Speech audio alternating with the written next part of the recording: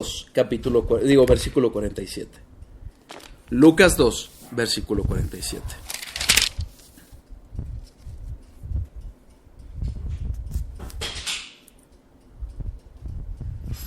Algunas veces,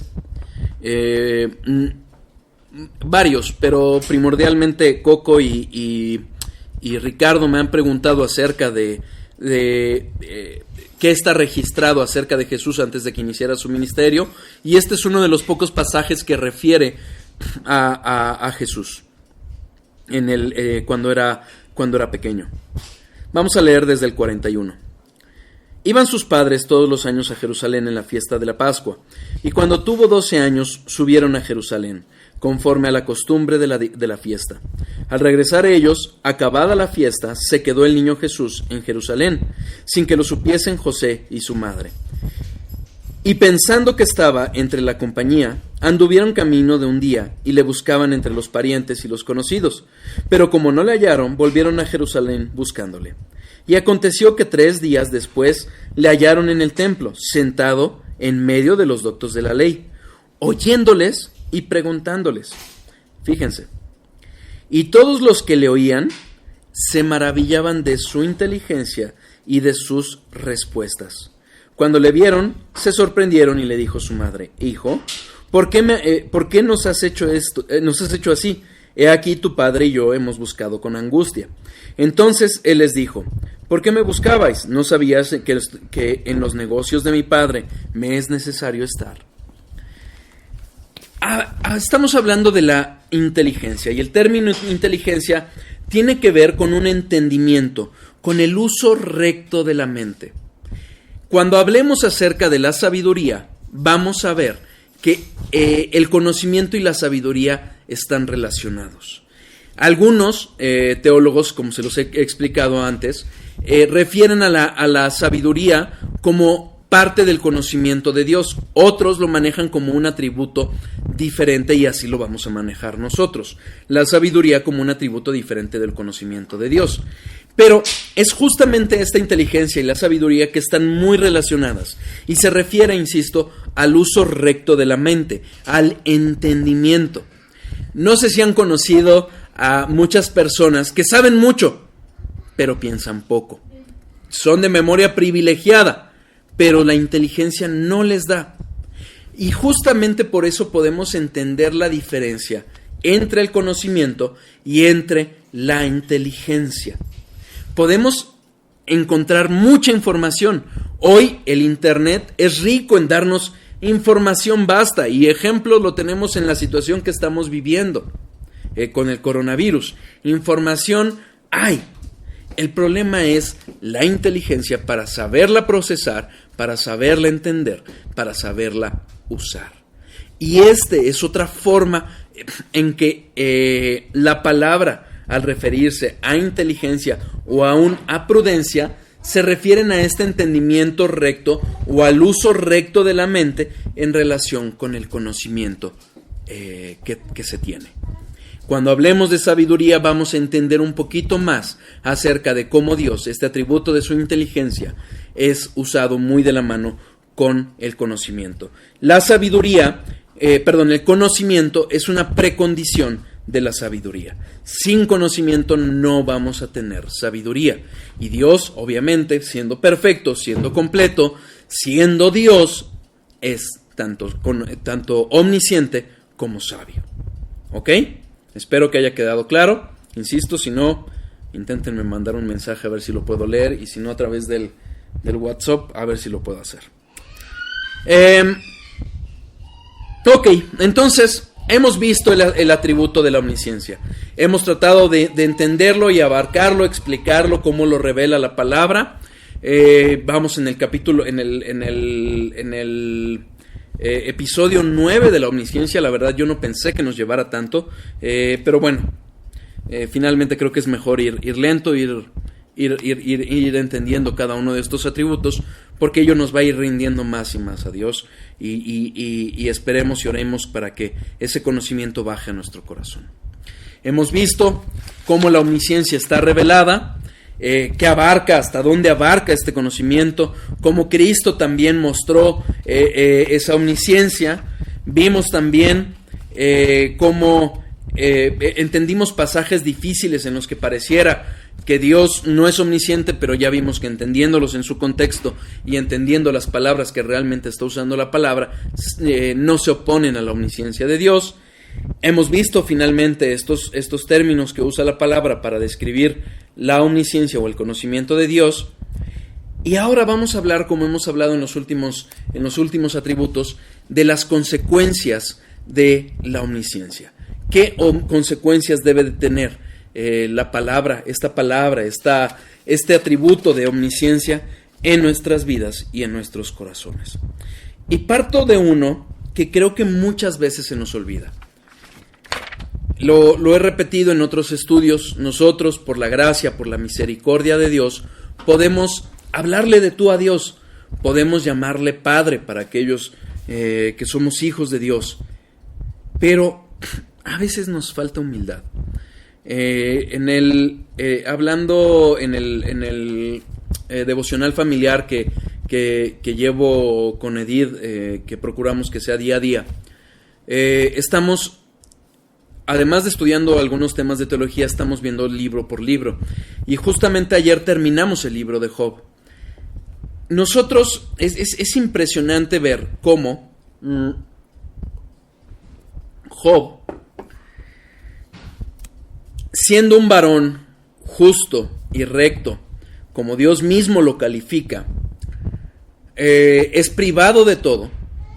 Es privado de todo menos de su esposa. Perdió sus posesiones, perdió a sus hijos, perdió su salud. ¿Y qué nos dice la palabra? La palabra nos enseña que cuando eso le aconteció, la respuesta de Job fue que se postró y adoró a Dios. Yo creo que difícilmente alguno de nosotros, si experimentáramos una décima parte, si quieren, de lo que Job experimentó, responderíamos igual, postrándonos ante Dios y adorando. Pero él lo hizo. ¿Qué sucede? Evidentemente esta situación se agrava con el tiempo, y Job no entiende lo que le pasa y se queja, y algunos de sus amigos que lo acompañaban le hablaban acerca de que tenía que arrepentirse, que había algún pecado que tuviera. Él lo que quería, y constantemente lo narra, es: me gustaría dialogar con Dios, me gustaría platicar con Él, básicamente quejarse. Y en los últimos capítulos, en los capítulos 38, 39, 40, es confrontado con Dios. Es confrontado con la soberanía, con la sabiduría de Dios. Y Job, su respuesta es: Señor, he hablado de más, ya me callo. Y Dios lo sigue confrontando. Job termina humillado. ¿Pero qué dice Job? Dice: Señor, de oídas te había oído, y hoy te conozco, hoy te veo. Uno de los propósitos que tenemos con este estudio que estamos haciendo es que conozcamos más a Dios y eso nos humille. Muchas veces podemos levantarnos y decir: ¿por qué estamos viviendo esta tremenda cuarentena? ¿Por qué ahorita que estaba empezando en mi trabajo, o tenía este proyecto, o por qué, no sé? Y a veces somos prontos para quejarnos, para rebelarnos, para que nos falte contentamiento por lo que estamos viviendo. Y si algo debe de hacernos entender es que Dios es sabio, Dios lo conoce todo. Y les invito a leer el libro de Job nuevamente, para que seamos confrontados por esa misma verdad con la que Dios confronta a Job. No tenemos la sabiduría de Dios. Dios es justo y no somos quien para juzgarlo. Una de las consecuencias que debemos de derivar de la omnisciencia de Dios es humildad. Debemos de recordar cuán infinito es el conocimiento de Dios y nosotros tenemos un conocimiento muy pequeño. Una de las reflexiones que les hacía al iniciar este atributo era hacer una verdadera reflexión de cuánto conocimiento humano nosotros podemos tener, de todo el conocimiento que ha desarrollado toda la humanidad a través de estos milenios, cuánto realmente conocemos. Y realmente creo que conocemos, por lo menos yo, menos del 1%, menos del 0.1%. Y a veces, con ese pobre conocimiento, queremos juzgar a Dios. Recordemos que ese conocimiento infinito de Dios, completo, pleno y además, como lo vimos, con inteligencia y ya veremos, sabiduría, no nos debe de hacer otra cosa más que tener humildad, humillarnos y aceptar aquello que Dios esté obrando. Voy a poner un ejemplo, nada más para que podamos tener un poquito de conocimiento o entender cuán diferente es el conocimiento que nosotros tenemos del que Dios tiene. ¿Recuerdan cuando hablamos acerca de la infinitud y del pleno conocimiento que tiene Dios de las cosas? Hicimos una referencia a esta sonda que el hombre se maravillaba hace unas pocas épocas, hace poco tiempo, hace pocas semanas que salió la noticia de que se acercó mucho al Sol y podían obtener mucha información del Sol, y se maravillaban de ello. Bueno, el conocimiento de Dios es mucho más vasto, y les platicaba cómo él conocía todas las estrellas de todo el universo a la perfección, cómo actúan, por qué están ahí. Pero vamos a entender un poquito más de ello. Isaías capítulo 40, versículo 26. Isaías capítulo 40, versículo 26.